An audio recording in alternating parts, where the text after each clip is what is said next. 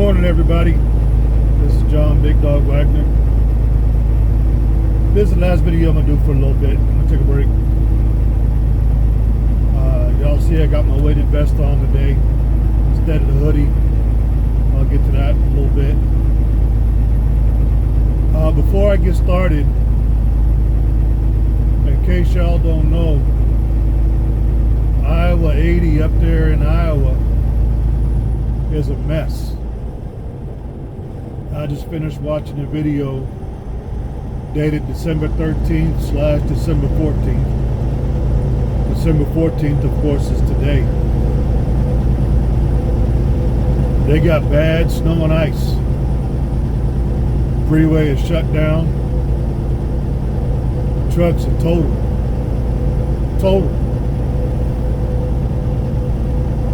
And prayers out to those drivers. I hope they're all okay. I don't wish bad on nobody. I don't care who you are. You could say the worst crap about me for the next 2 months and I still won't wish bad on you. I don't wish bad on nobody. So I hope that everybody's okay. If you haven't had a chance to see it, look it up. The video that I saw was actually in Iowa, on Iowa 80, on Interstate 80 rather. And it's bad. It's bad. By the grace of God, I'm not on the 80 this week.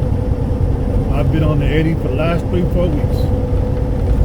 I did a run into Stockton, Upper California. That's the 80. I did a run into Las Vegas. That's the 80. And last week I just did a run into Sparks, Nevada. That's the 80 damn near all the way in. And this week I'm on the 40, dealing with the winds. And I hate the winds. That's the worst kind of weather for me. I hate the winds. But I'm glad I'm not in that mess. So whoever decided to put me on the 40 this week, thank you.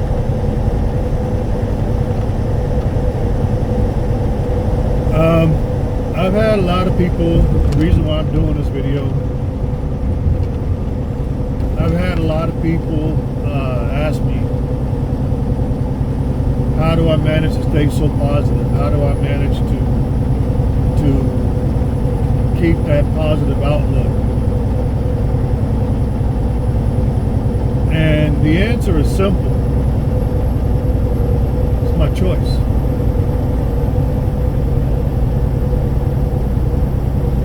We live in a very negative world. We live in a very negative society. The world isn't like it used to be. For example, you go on YouTube and you look up child abuse. You'll have all kinds of videos where somebody recorded somebody else beating up, abusing, doing despicable stuff to a child.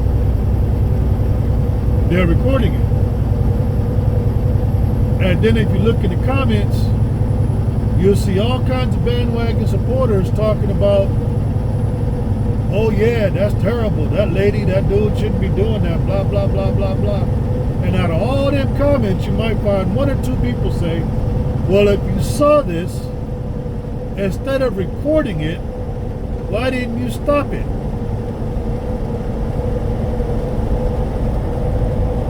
Because stopping it won't get you likes. Recording it will. The negativity is what's promoted. See what I mean? I watched a video this morning.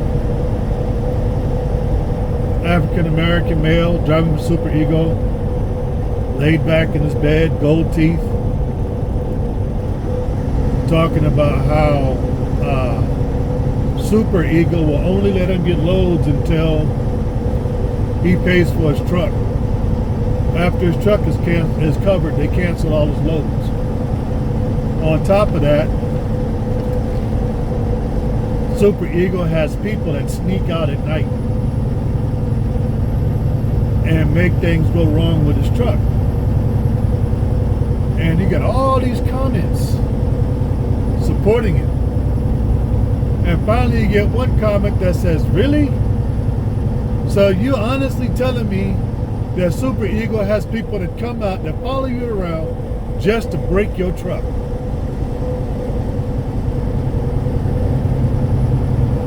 But that's the way the world is. The way the world used to be, people wouldn't stop and record that person abusing that child. People would get in the middle to protect the child. The way things used to be, people wouldn't be telling all this crazy stuff just to get attention. Because people in the day were smarter than that. People back in the day had common sense. People back in the day would say, I ain't got time for this. That's simple. Back in the day, people looked out for each other. If your mail happened to go to the wrong house, they brought it over to you, knocked on your door, hey bro, I got your mail by accident. Nowadays, you'll get the letter after it's been returned to sender, and the one number that was off is corrected. Because your next door neighbor didn't have the time or the energy to stick that letter in your mailbox and knock on your door. That's the world we live in. And you have to make an active choice if you want to live in that world or not. I choose not to. Negative doesn't help me move forward. Negative is minus. Negative is backwards. I ain't trying to go backwards. I know what's back there. I'm trying to go forward. Now with that, we are truckers. We are in the loneliest, the most depressing industry out there. We are on the road for long hours, for days, weeks, some of us months, away from our families, away from our homes, away from our comfort.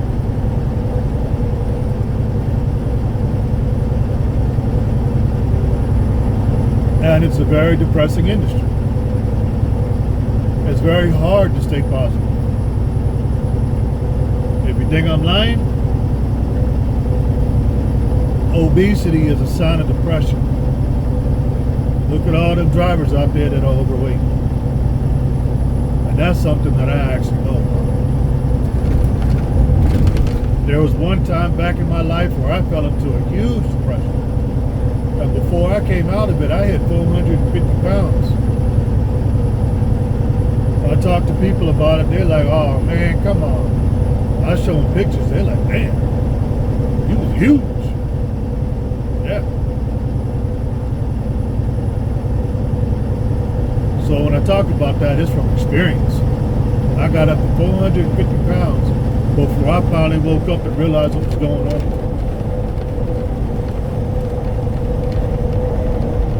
People who are messy, trashy, smelly, those are all signs of depression. When you're depressed, you don't care.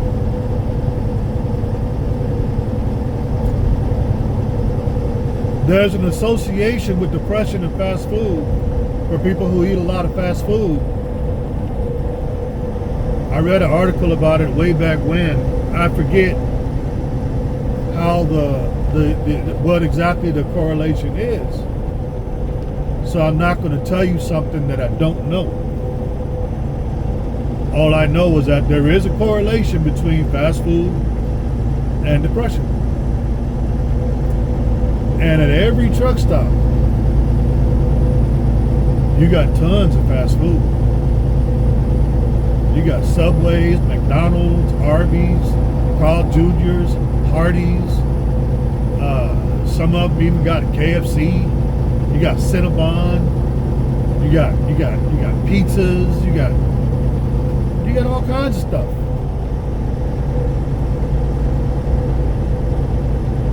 So,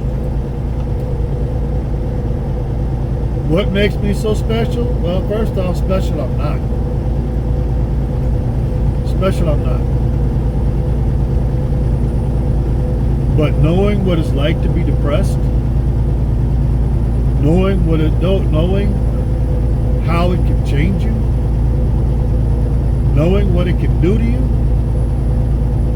I make an active choice to avoid that. And I know sometimes it hits you, and there's nothing you can do about it. I deal with that. When I get up in the morning and I realize I feel it starting to come on, I make an active decision. I'm not going to let that get me. I'm not. So with that, and knowing that you're going to be on the road for long hours, you're going to be away from your family for days, for weeks, for months. You have to make a choice to figure out how to live to avoid allowing yourself to fall into that depression. Your first line of defense, get away from that negativity. Get away from it. I've gotten to a point where I hardly talk to people anymore. Why? You go to a truck stop, you say hello to somebody, next thing they know they want to talk. Topics I typically hear: how the trucking industry is being destroyed by the new drivers, how the trucking industry is being destroyed by the Russians, how the trucking industry is being destroyed by all these towelheads and blah, blah, blah. I'm like, nah, I don't want to hear that. I don't want to hear that.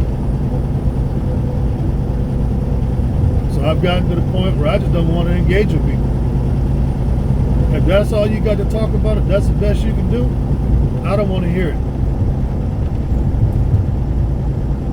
Just like people say a smile can be contagious, when you're constantly beat down and you're constantly bombarded and you're constantly attacked with negativity, that shit's contagious too. And negativity is a direct conduit to depression. And depression is a direct conduit to obesity, which leads to more depression.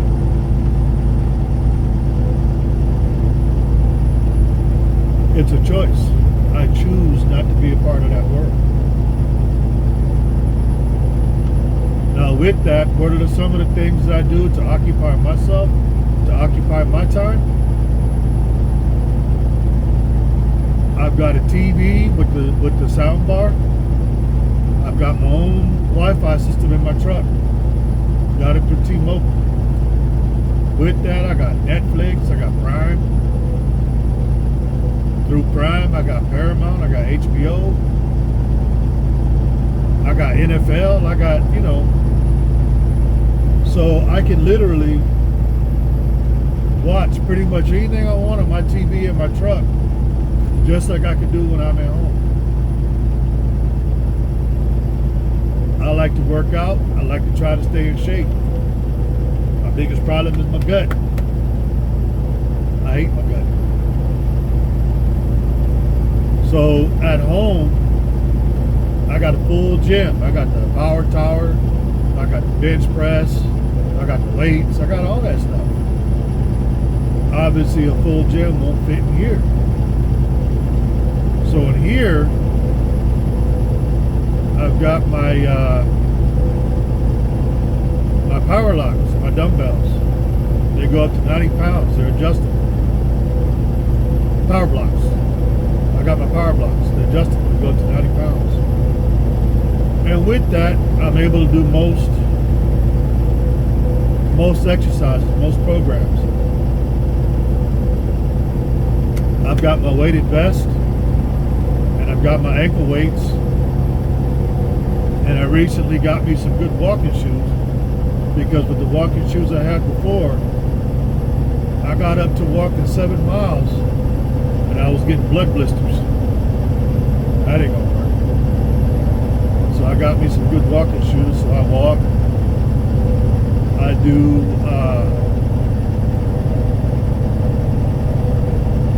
core directed exercises.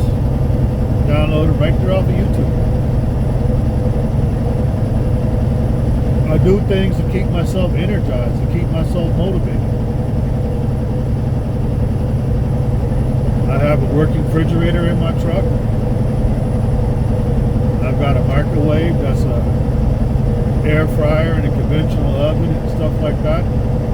To be honest, when my wife's on the truck, she's the one that uses the air fryer and the conventional oven more than anything, more than I do. For me, I go to like Walmart, Supercenter, grocery stores, whatever, and they're usually in the meat section. If they're not in the meat section and they're over there where the vegetables are, there's usually a cooler that's got the pizzas and stuff that are ready made. All you gotta do is go in here, and you'll see these packages that are pre-cooked. I like the ones by Hormel. They got pulled pork, roasted turkey, roast beef, sirloin tips, chicken, all kinds of options. And the prices for these run $7 to $10 each. And with that, I'll go over to the section that has the rice and all that, and I'll get the Uncle Ben's rice, the microwave ready rice, 90 seconds. Those are usually somewhere around $1 to $1.50 a bag. I get me 4 or 5 of those. I get me 4 or 5 of those meat packs. I put them in my refrigerator. I get lunch meat and Ritz crackers. So I got something to snack on. I buy me granola bars and things like that. Oranges, grapes. Snack on while I'm on the road. That keeps me out of the fast food. Those meat packs, I pop them in the microwave, 5 minutes. I do one of those packages of rice in the microwave, 90 seconds. I mix it together. That's dinner. Put the rice in the meat pack. It's already got juice and flavor in it. That's dinner. As far as my greens, I usually have something like Bloom or Beneful or something like that for my fiber. I'm good. When I get hungry, I get the munchies. I do lunch meat with my crackers. I get like the family pack that has the little sleeves in it. And I'll do one of those sleeves with some lunch meat. Or I'll do my granola bars. Or I'll do my fruit, my oranges, my grapes. That keeps me away from the fast food. You know, I've always said that it's sad. You go to all these truck stops, and they got everything that you could buy. It amazes me. It amazes me. We're federally licensed drivers. Anything and everything that we do hits us. Most of it can get us locked up. And most truck stops you go to nowadays, you can find liquor, you can find beer, you can find cannabis, you can find them THC gummies and all that stuff, but you can't find a grocery store.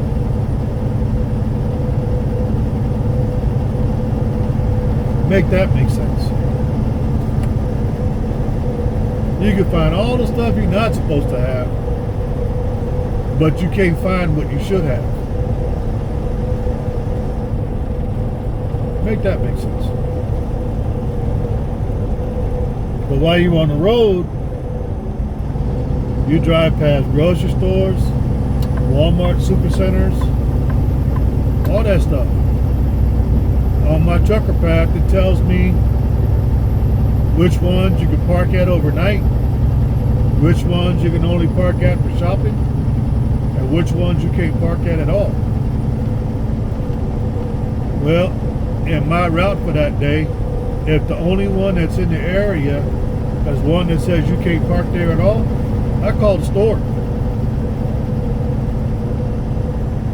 I speak to the manager. I'm a trucker. I'm about to go through your town and I need to restock some supplies. I don't want to get permission to park in the lot where the cars are, but I know you get deliveries. Is it all right if I park in the area where you get deliveries for about 20 minutes so I can do some quick shopping? 9 times out of 10, they'll say, yeah, that's no problem. We just don't want you out there trying to fight them corners and the tight spaces with the cars. Nah, I won't do that. I'll go park in the back. Yeah, you can do that. That's fine.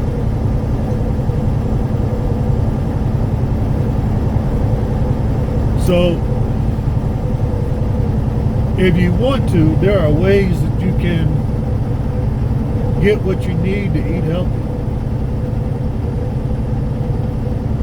If you want to, there are things that you could do to exercise. They got workouts that you can get on YouTube that don't even include any weights. You don't need no weights. You don't need no weights to go walking, for example. So there are things that you can do, you know, keep your truck clean, take a shower on a regular basis.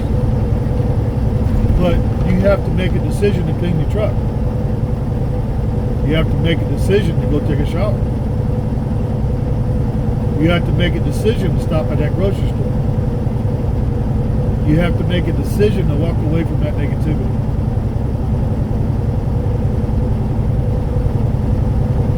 And if you find a way to do these things,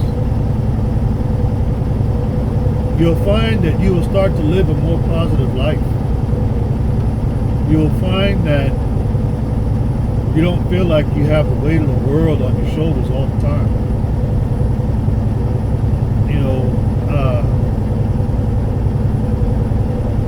and for a lot of people, that's not easy to do. And the negativity is all around you. Negativity is everywhere. For example, all the stuff that I've been talking about as far as my experience with superego, I had a guy comment on my video, well, I assume you make all these payments for your truck and you never own your truck. Why would you assume that? And that's what I told him. Why would you assume that? An assumption is not fact. An assumption is not based on fact. An assumption is based on some pre-thought that you have in your head that you got from somewhere that you're trying to apply to this particular situation, and it has nothing to do with it.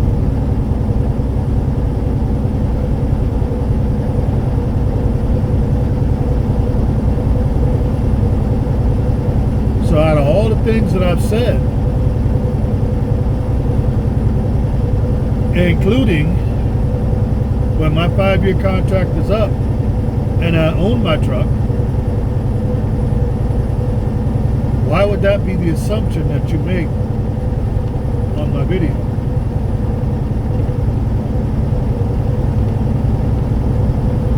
That negativity is always reaching out and trying to grab hold. I get trolls that come on here with all kinds of stupid stuff. That negativity is always reaching out and trying to grab hold of you. As that saying goes, misery loves company. It's your choice whether you want to be a part of that or not. And like I said, we in one of the loneliest industries out there. Why would you want to dedicate your energy to that?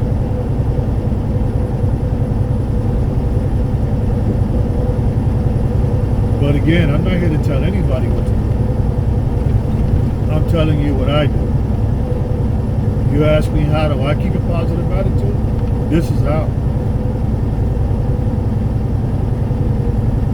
On top of that, I'm fortunate enough to have a very supportive wife. So I don't go months without seeing I don't go months without seeing her. If I can't get to her, she'll come to me.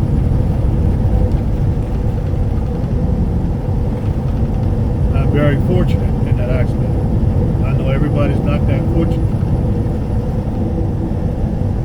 But even still, it's a choice. It's a decision. Whether or not you want to give your energy, put that weight on yourself with that negativity, or you want to dedicate to a positive life. You want to dedicate to use that energy towards a positive way of living.